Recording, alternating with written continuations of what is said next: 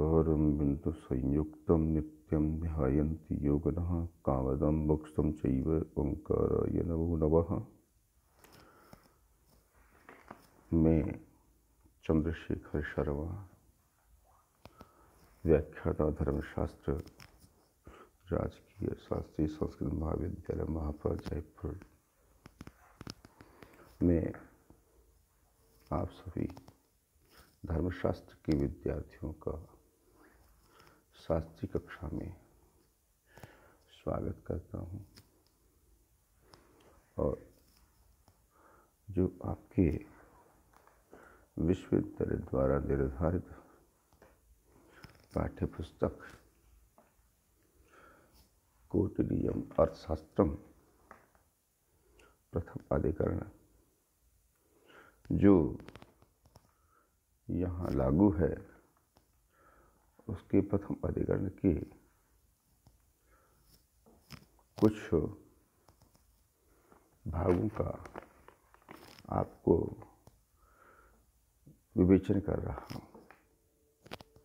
देखिए, सबसे पहले हम देखते हैं अर्थशास्त्र। अर्थशास्त्र जो है, इस शब्द का अर्थ है, यहाँ अर्थ शब्द अनेक अर्थों में प्रयोग किया गया।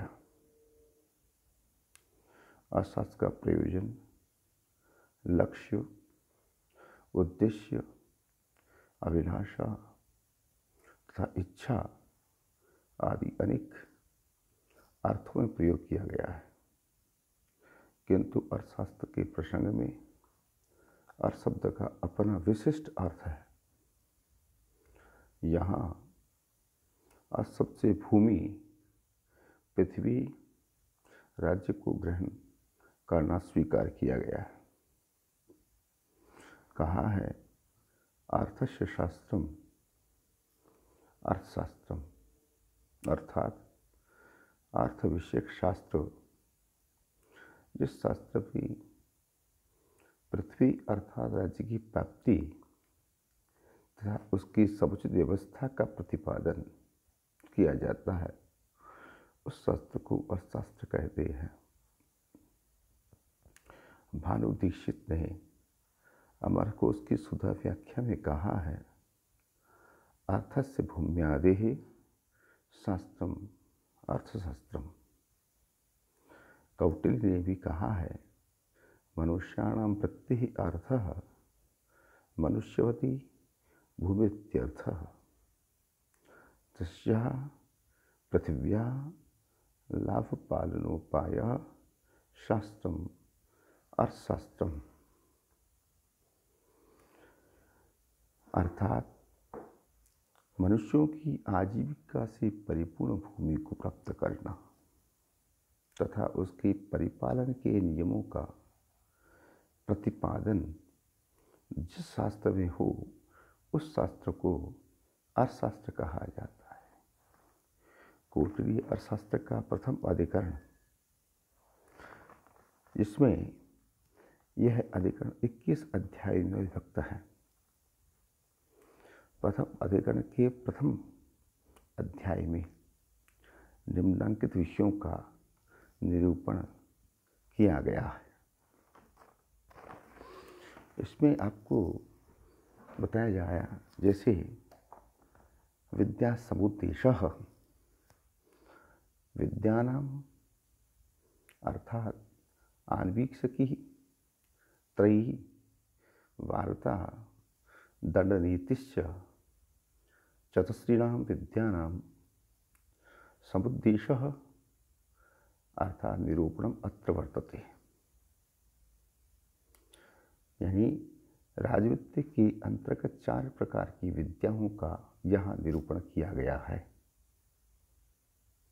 वे 4 विद्याएं कौन कौन सी हैं? प्रथम है आन्वीक्षकी, द्वितीय है त्रयी, तीसरी है वार्ता और चौथी है दंडनीति। ये 4 जो विद्याएं हैं, उनका यहाँ निरूपण किया गया है। आगे कहते हैं वृद्ध संयोग है,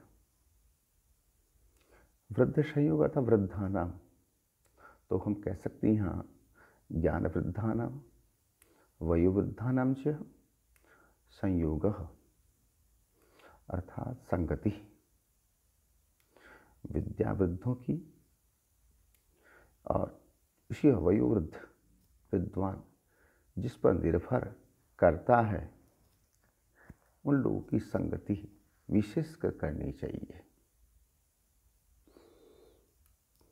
कहते इंद्रियजय आगे, इंद्रियाणाम अर्थात समस्त ज्ञान कर्मेंद्रियाणाम, ज्ञानेन्द्रियाणाम कर्मेंद्रियाणाम च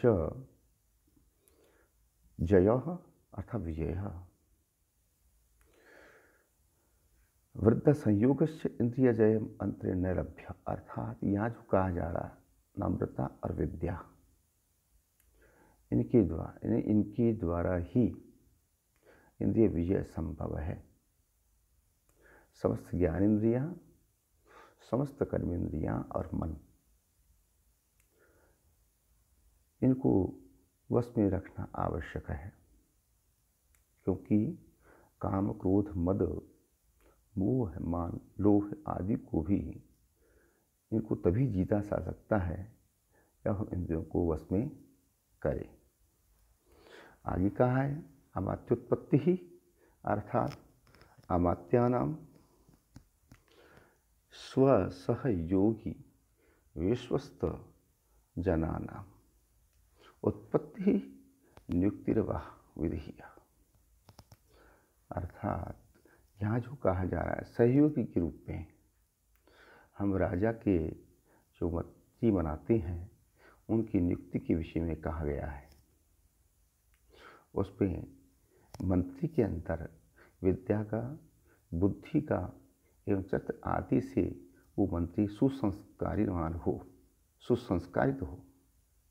इसलिए फिर आगे कहते हैं मंत्री पुरोहितोत्पत्ति ही, अर्थात मंत्री है, पुरोहित है, इनकी जो उत्पत्ति है अर्थात नियुक्ति है उसमें भी हम कि द्वयोः सहकारिणी, कौन मंत्री च पुरोहितश्च तयोः अर्थात द्वयोः सहकारिणौ उत्पत्ति अर्थात नियुक्ति स्यात्।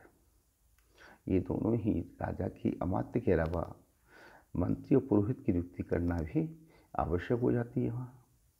फिर कहते हैं उपधाभि शौचा शौच ज्ञानम अमात्यानाम, अर्थात गुप्त रीतियों के द्वारा, गुप्त उपायों के द्वारा उन अमात्यों की, उन मंत्रियों की, उन पुरोहितों की, अर्थात ये कहते हैं इसमें पवित्रता अपवित्रता का परीक्षण करना चाहिए। अमात्यानाम अर्थात स्वसहयोगिनाम उपधाभि ही, धर्मोपदा 4 प्रकार की होती है। इस प्रकार से उन उपधाओं के द्वारा धर्मोपदा भयोपदा आदि उन उपधाओं के द्वारा शौच और शौच बोलते हैं, उसी प्रकार से पवित्रता अपवित्रता, पवित्रम अपवित्र ज्ञानम सत्य ज्ञानम च व कर्तव्यम है। अमात्यस्य सर्वप्रकार विशुद्ध ही भावः, अर्थात राजा का कर्तव्य है कि वो गुप्त उपायों के द्वारा उनकी ईमानदारी का परीक्षण करें, अर्थात अमात्य या मंत्री या पुरोहित कितने ईमानदार हैं। आगे कहा इसी में गूढ़ पुरुषोत्पत्ति ही, गूढ़ कहते हैं गुप्तचर, गूढ़ कहते हैं गुप्त रूप, गूढ़ पुरुषाणाम अर्थात गुप्तचर जनानाम उत्पत्ति ही, अर्थात यहाँ पर कह दिया गया है निरूपण, लाभो निरूपणम व राज्ञा कर्तव्यम, अर्थात गुप्तचरों की। यहाँ पर गुप्तचर कहते हैं, इसमें बताया गया अर्थशास्त्र में कि 5 प्रकार के, इस प्रकार के यहाँ पर गुप्तचर बताए गए। एक था कापटिक, वहाँ पर एक उदास्थित, आगे गृहपतिक, फिर वैदेहक तथा तापस। राजा इनका उन उपदाओं के द्वारा ही परीक्षण करके इनको भी नियुक्त करे और कार्यों का उचित इनको विभाजन करे। गूढ़ पुरुष परिनिधि। अब यहाँ कहा गया है गूढ़ पुरुषाणाम अर्थात गुप्तचर जनानाम प्रणति निर्देश प्रदान पूर्वकम परिधानम तत्त कार्येषु स्वामितः नियोजनम। राजा को जो होता है गुप्तचरों को उचित कार्यों में समय पर नियुक्त करना चाहिए, जिससे वे राजहित में तथा राष्ट्रहित में इस प्रकार के कार्य कर सके।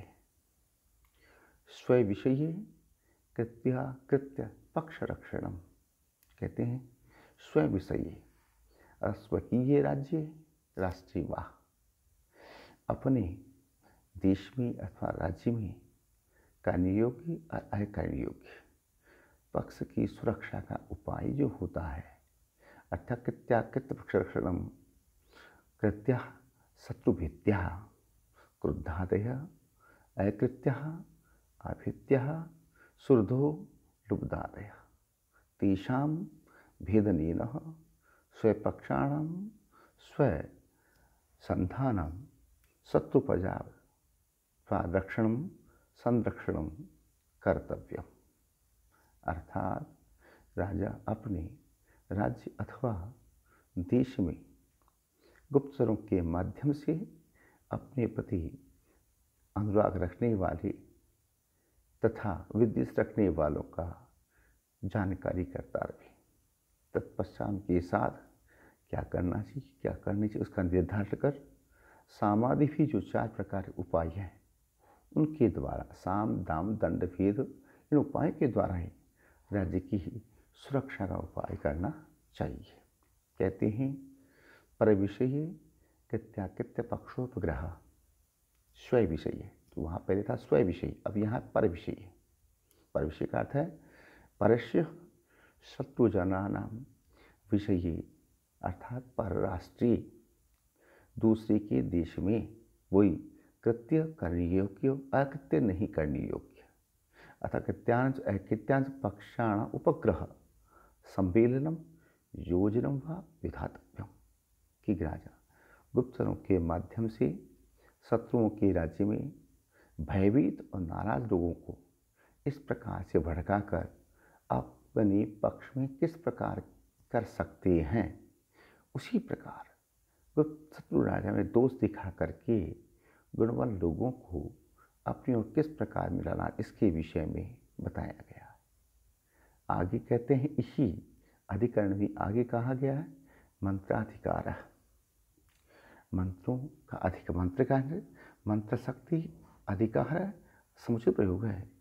अतः यहाँ कह दिया गया कि समा मंत्रण आमंत्रण स्यात्, यहाँ कहने का स्थान है काल है कार्य के अनुरूप मंत्रियों से इस प्रकार से गुप्त मंत्रणा उसको करनी चाहिए। कहते हैं यहाँ पर स्वराष्ट्र रक्षणम पर राष्ट्र हरणम एतावत् राज्ञः कर्म सर्वस्वं तस्य च मंत्रः यत्तत्त्वात् मंत्राधिकार इति सूत्रम।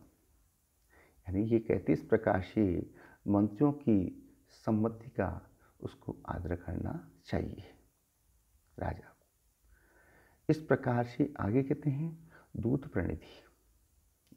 दूत का काम होता है, इसमें कहा है दूत का प्रमुख कार्य होता है प्रेषणम संधिपालत्वम अर्थात समाचार को भेजने का कार्य करते हैं दूत, मित्रता भी करते हैं शत्रुता भी करते हैं। ये दूत ऐसे हैं जो एक मिले व्यक्ति को, यहाँ पर मनुस्मृति भी कहा गया कि मिले व्यक्ति को तो वो भिड़का देते हैं और इसी प्रकार से जो मिले हुए उनको मिला सकते हैं दूत।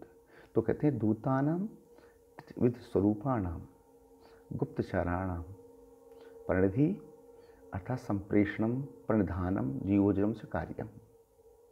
दूत यहाँ कहे हैं 3 प्रकार के दूत बताए गए इसमें आगे निश्चिष्टार्थम परिमितार्थ तथा शासनहर है। ये भी गुप्तचर जैसे ही इनके कार्य होते हैं जो शत्रु देश की गोपनीय सूचनाएं इकट्ठी करते हैं और ऐसे दूतों को राजा द्वारा नियुक्त करना चाहिए। आगे कहते हैं राजपुत्र रक्षणम अर्थात राजपुत्रों की रक्षा। अब यहाँ क्यों कहा, कहते हैं राजपुत्र रक्षण का अर्थ है राजपुत्राणाम, राजकुमाराणाम का रक्षण, यानी कहने का मतलब कौन हानि पहुंचा सकता है, किंतु राजपुत्र भी राजा को हानि पहुंचा सकते हैं। इससे कहा गया है उन पर नियंत्रण का जो कार्य है अपने संरक्षण में रखना चाहिए। कहते हैं परोपजापादिभ्यो संरक्षण नियंत्रण चापि कर्तव्यम, राजपुत्रः स्वपितरि न द्रोहम आचरेयुः तथा ते प्रयत्नेन रक्षणीया। अब कहते हैं अवरुद्धम, अवरुद्धम क्यों कहा गया इसके, कि उनको नजरबंद जो है उस प्रकार से ग्रंथ का व्यवहार भी कहा गया है कि अवरुद्ध वृत्तम, अवरुद्ध वृत्तम, अवरुद्धस्य नियंत्रितस्य बंधिकृतस्य वा राजपुत्रस्य आचरणमपि द्रष्टव्यम। राजा के द्वारा संरक्षित या नियंत्रित नजरबंद जो है राजकुमार का राज्य के प्रति कैसा आचरण होना चाहिए, इसका भी उसको ध्यान रखना चाहिए। अवरुद्ध से वृत्ति, अब कहते हैं अवरुद्ध राजकुमारों के प्रति व्यवहार, अवरुद्धि अथवा नियंत्रति दृष्टिया व निगड़ति राजपुत्री च वृत्ति व्यवहार कथम स्यात् इति विचारणीयम्।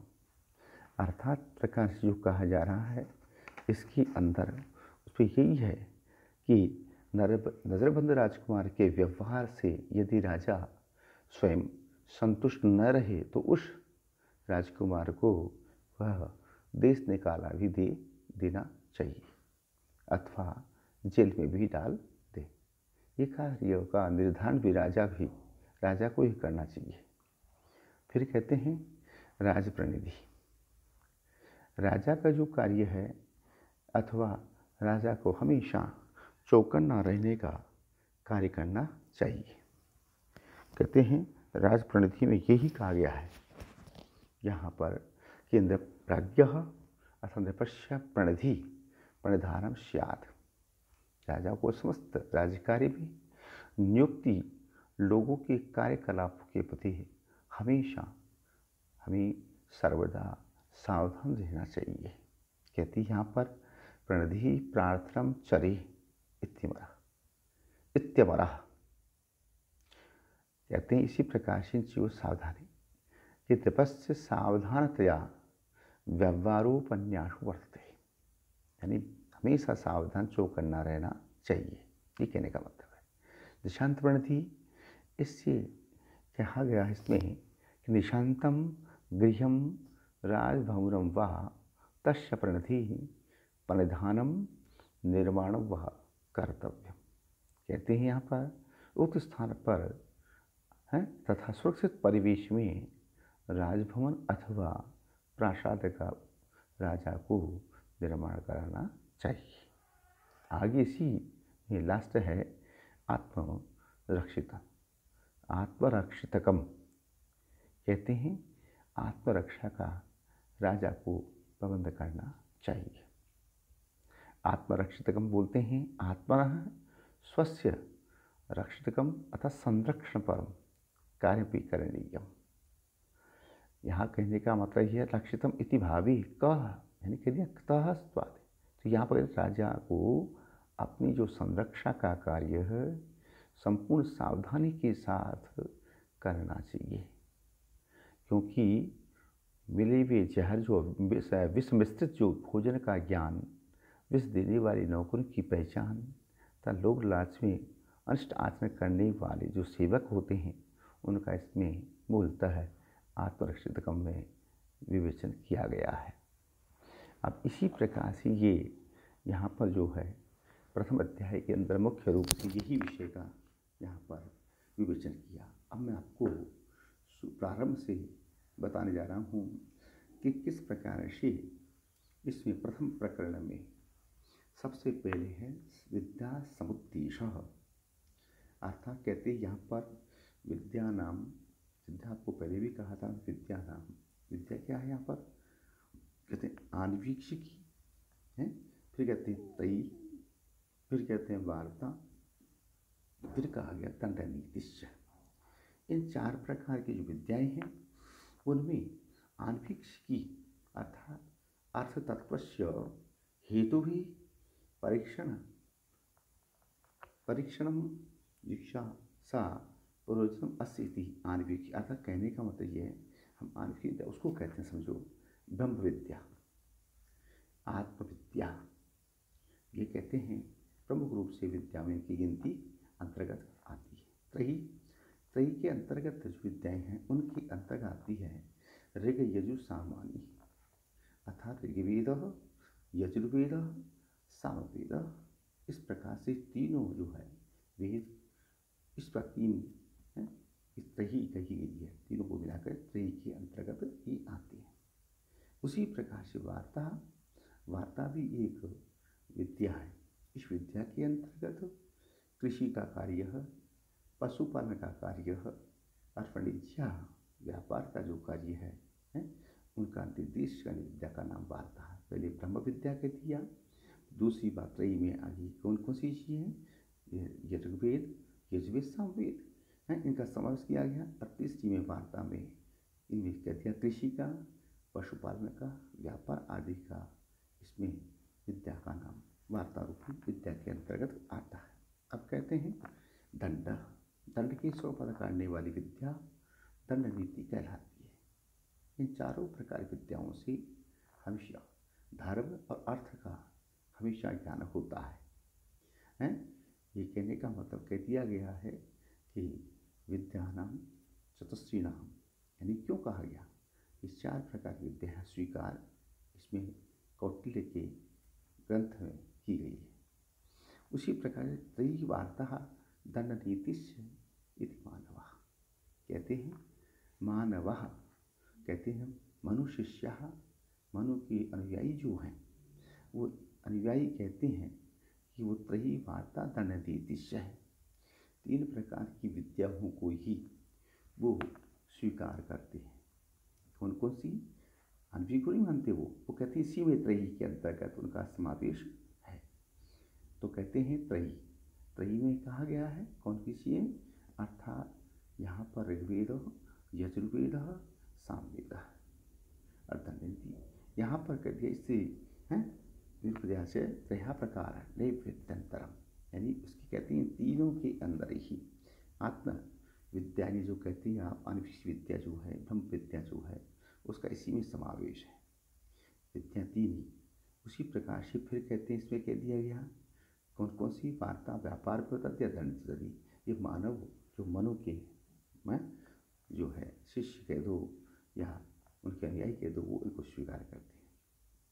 उसी प्रकार से आगे कहते हैं इसमें क्या है, जैसे अंग है, अंगानी गतिविधान प्रश्न यहाँ आ जाता है। षड्विधानी अंगानी, तो कौन कौन से अंग, कहते हैं शिक्षा, कल्पो, व्याकरणम, निरुक्तम, छंद, ज्योतिषा। इस तरह से शिक्षा है, कल्प है, पुराण है, ठीक है, शिक्षा, कल्प, व्याकरण है, शिक्षा, निरुक्तम, छंद और ज्योतिष, ये 6 अंग हैं वेद के। ये कुल मिलाकर के 4 वेद हैं, 6 वेदांग है, 6 चतुर्दश और पुराण, न्याय, मीमांसा और कह दिया पुराण, न्याय, धर्मशास्त्र, ये 4 चतुर्दश विद्या इस प्रकार से कहीं कहीं कर ये भी कही गई है। आगे हम कहते हैं वार्ता दंडनीतिश्च इति बृहस्पत्या, संवर्ण मात्रम ही त्रयी लोकयात्राविति, अर्थात वार्ता और दंडनीति किसने माना, ये बृहस्पत्या। इस प्रकार से बृहस्पति के जो अनुयायी हैं उनको उनका वो मत है, क्या मत है, क्योंकि वो ही कहते हैं इस प्रकार से वार्ता और दंडनीति 2 ही प्रकार की विद्याएं वो स्वीकार करते हैं। क्योंकि त्रय विद्या तो लोक व्यवहार कहते हैं यहाँ पर मात्रम ही त्रयी कि लोक यात्रा इति, अर्थात इस प्रकार लोक व्यवहार जानने वाली, इस लोक व्यवहार को जानने वाले सब मात्र यानी आजीविका का मात्र साधन मात्र बताया गया उसको, इसलिए इसके लिए कह दिया गया है। वो कहते हैं विद्या कहा गया, विद्या ही को विद्या इसमें नहीं माना, इसमें वो कहते हैं इसी को न मानने के कारण कोई उन्हें नास्तिक नहीं कह सके तही कोई स्वतंत्र विद्या नहीं। वार्ता, दंड नीति, ये दो ही प्रकार की विद्या को स्वीकार करते हैं। जब कहते हैं वो कोई विद्या, तही को अलग से कोई विद्या नहीं स्वीकार किया है। उनके आने वाली आनिशिका भी इसी अंतर्गत सिद्ध भाव हो जाता है। आजीविका शिक्षा आदि की दृष्टि से वार्ता और दंड नीति जो है उनको स्वीकार करना चाहिए। आगे कहते हैं दंड नीति ही एका वित्तीतौषणशः तस्यां ही सर्वविद्यारंभा प्रतिबद्धा इति।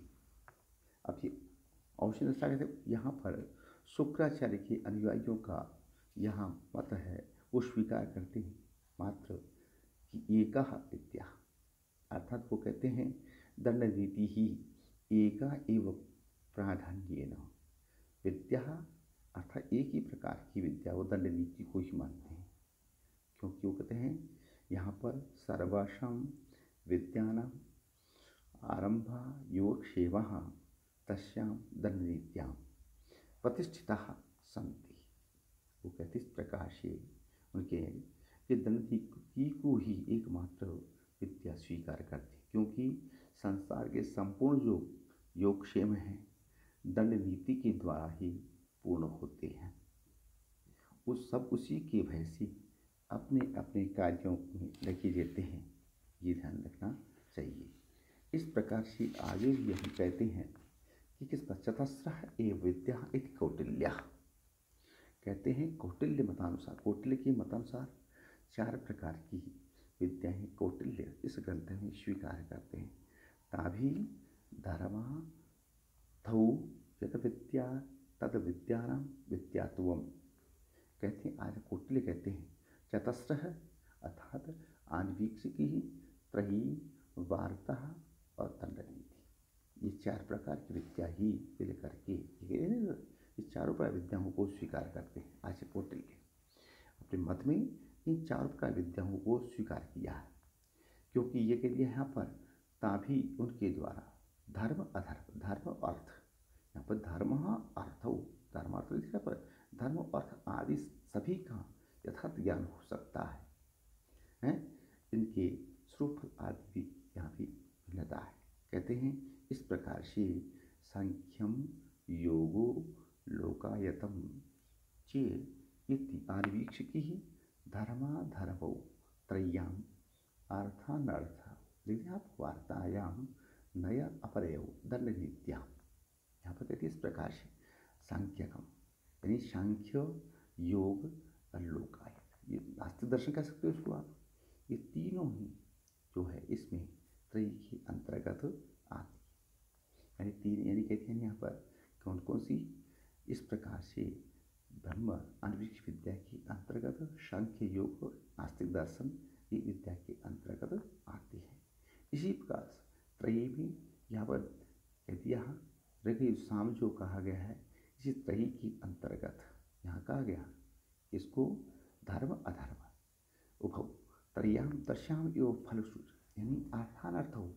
इसी प्रकार से यहाँ पर फिर आगे कह दिया गया कि दंड के अंतर्गत, तो इस प्रकार से यहाँ पर वार्ता में अर्थ और अनर्थ, और दंड नीति में नीति और अनीति का वर्णन किया गया है। यानी यहाँ समझने की बात है आपको कि मूलतः आन्वीक्षी विद्या के अंतर्गत हैं आपने सांख्य, योग और नास्तिक दर्शन इसके अंतर्गत, और उसी त्रयी के अंतर धर्म अधर्म और वार्ता के अर्थ और इसी प्रकार से अनर्थ तथा दंड नीति के अंतर्गत नीति और अनीति का वर्णन किया गया है। इसलिए कहते हैं यहाँ पर इसी प्रकार से लोकायती जो कहते हैं आपको, इस पर चारों दर्शन है, ये सारे के सारे सांख्य, योग और लोकायत पूर्व पक्ष इसमें क्या बोलते हैं निर्धारण किया गया। अब कहते हैं बलाबले चैतासाम, बलाबले चैतासाम हेतु भी अन्वीक्षमाण अन्वीक्षिकी लोकस्य अपकरोति व्यसने अभ्युदये च बुद्धिम अवस्थापयति प्रज्ञा वाक्यक्रिया वैशारद्यम च करोति। कहते हैं इस प्रकार